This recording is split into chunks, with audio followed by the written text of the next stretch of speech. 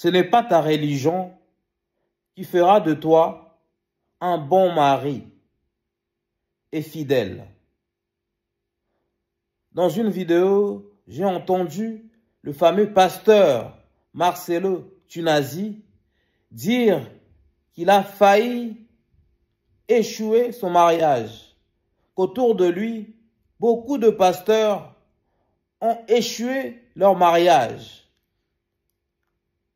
Pourtant, ils ont la foi en Dieu.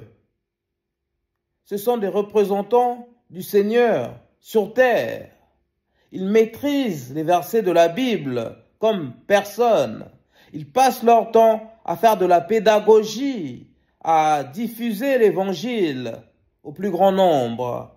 D'accord? Donc, qui mieux que les pasteurs pour respecter les commandements de Dieu, les instructions du Seigneur, d'accord? Et la ligne directrice dictée par le Tout-Puissant. Malgré cette exemplarité, ils n'arrivent pas à être de bons maris, fidèles, d'accord, bons sur tout rapport, et ils échouent leur mariage, c'est-à-dire leur qualité de pasteur ne leur empêche pas de divorcer. Je suis d'accord avec le pasteur congolais Marcelo Tunasi. La religion ni la religiosité ne sont pas suffisantes pour réussir un mariage. Pour commencer déjà, la religion ne donne pas une bonne image des femmes. En tout cas, les religions révélées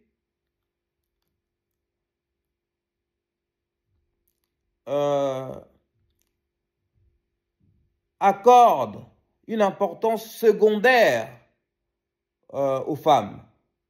Les femmes, dans le christianisme, l'islam ou même dans le judaïsme, sont reléguées au second plan. Dans ces religions, les dieux, entre guillemets, sont des hommes. D'accord? Les anges sont des hommes. Et les prophètes les plus importants sont des hommes aussi. D'accord? Et dans ces religions, la femme est souvent soumise, d'accord? Et reléguée aux tâches ménagères et aux tâches étroites considérées pour une femme.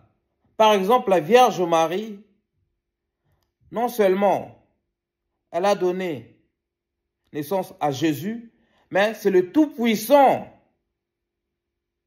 qui a permis cette grossesse. D'accord?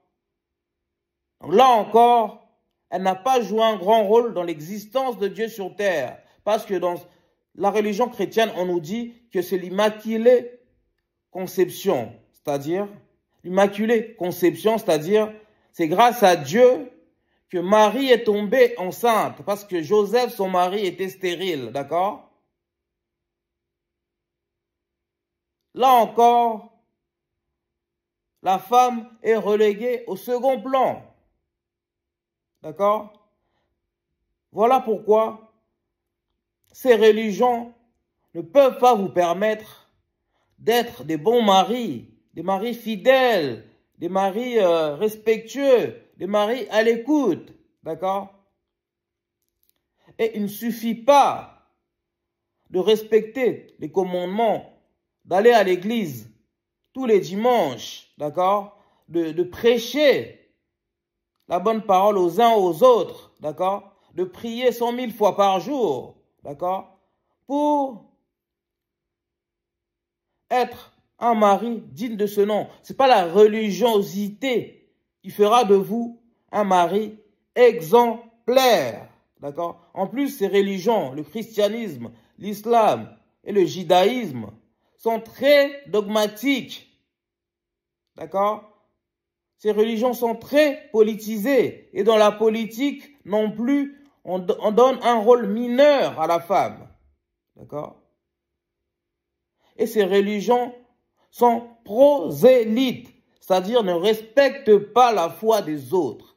Lorsqu'on ne respecte pas la foi des autres, comment voulez-vous respecter la foi de votre femme? Si votre femme n'est pas chrétienne, ou si votre femme n'est pas musulmane, si votre femme n'est pas juive, allez-vous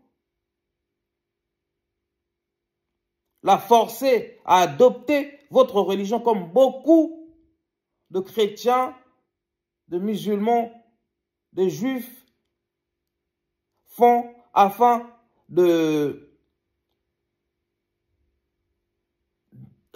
pousser les uns et les autres à adopter leur religion. Encore, disclaimer, dans le judaïsme, il n'y a pas de prosélytisme. Ça, c'est un autre sujet. D'accord?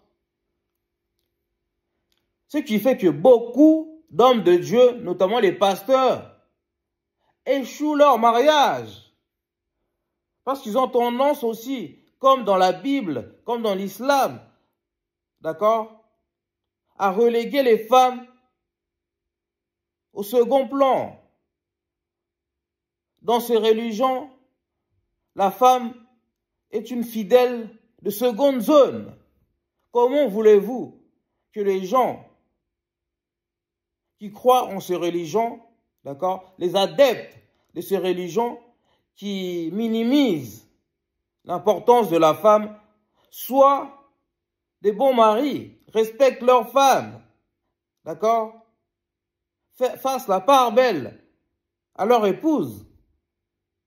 Ce n'est pas donc la religion, ni même la religiosité, qui fera de vous un bon mari, mais c'est la spiritualité.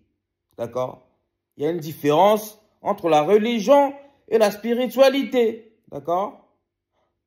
On peut croire en Dieu sans avoir une religion particulière.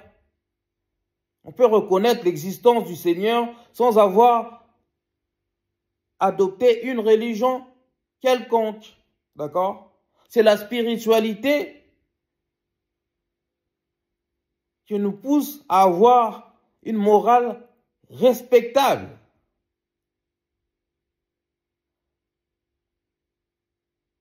La spiritualité, c'est aussi le fait de respecter toutes les lois de l'univers, sans pour autant prier tous les dimanches, d'accord, vouer un culte à une religion particulière. C'est la spiritualité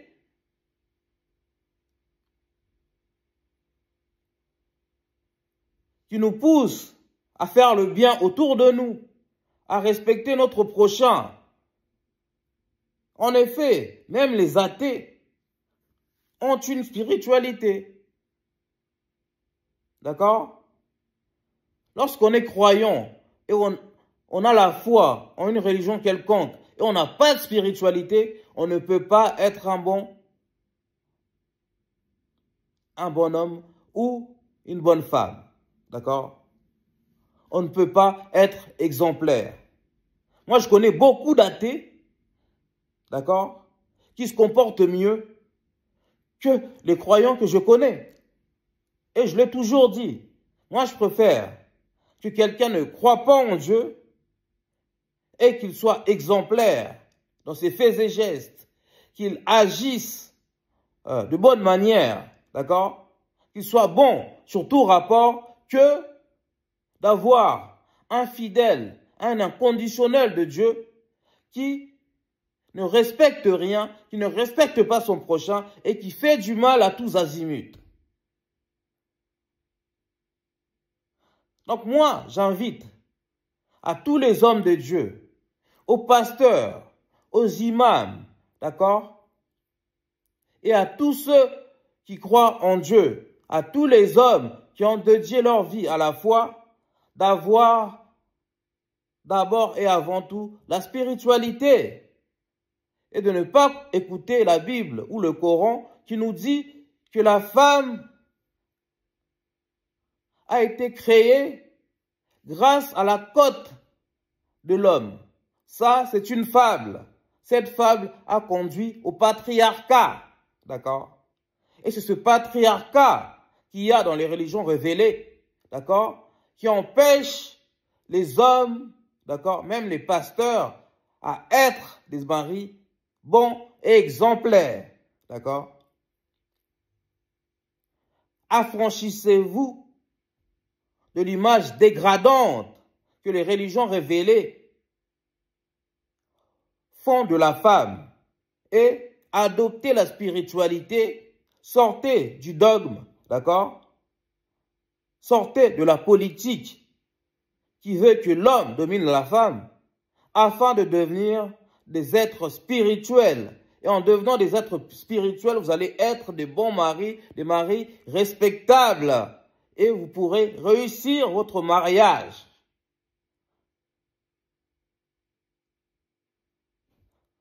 Nous savons que le mariage, ce n'est pas quelque chose de facile, d'accord? Et que tout le monde n'est pas fait pour vivre ensemble. Mais avec un tant soit peu d'effort, avec surtout de la spiritualité, donc de la morale, vous allez réussir votre mariage. Dites-nous ce que vous en pensez dans les commentaires. Si vous aimez cette vidéo, likez, commentez, partagez. S'il vous plaît, les warriors, aidez-moi à développer ma chaîne. Commencez par regarder toutes les publicités qui se déclenchent dans cette vidéo, d'une part. D'autre part, abonnez-vous massivement et activez la cloche de notification. Enfin, vous pouvez me faire un don afin que j'achète le matériel adéquat et professionnel pour réaliser des vidéos encore plus qualitatives. Pour cela, il y a un lien Litchi dans ma description. Je suis Sébastien Badibanga, l'animateur de cette chaîne. Ici, on parle de la culture et l'excellence noire. On parle de la spiritualité africaine et de l'actualité africaine. On parle aussi de la drépanocytose, une maladie qui touche particulièrement des Noirs, des Africains et des Afro-descendants, mais aussi de tous les coutumes et tabous de notre communauté noire. Vive le mariage!